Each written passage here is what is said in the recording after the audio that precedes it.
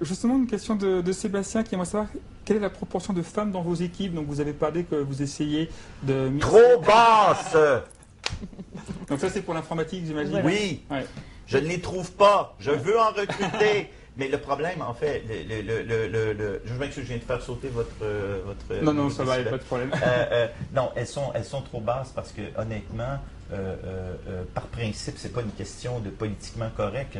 C'est-à-dire que n'importe qui a géré des équipes assez importantes, c'est que les équilibres dans les équipes forment des équipes plus performantes. Ok, je ne prétends pas être sociologue pour pouvoir déterminer pourquoi c'est comme ça, mais l'expérience 30 ans en informatique me le prouve amplement.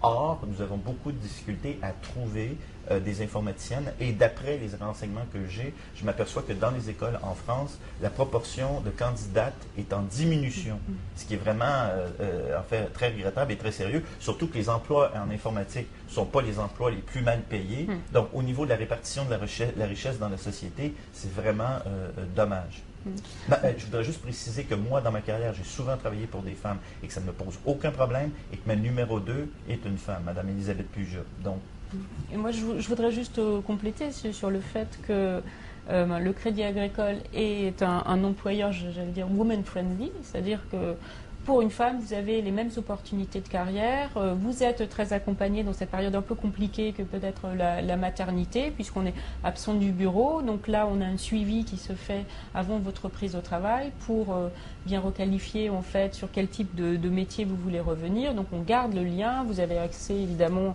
à votre messagerie Internet.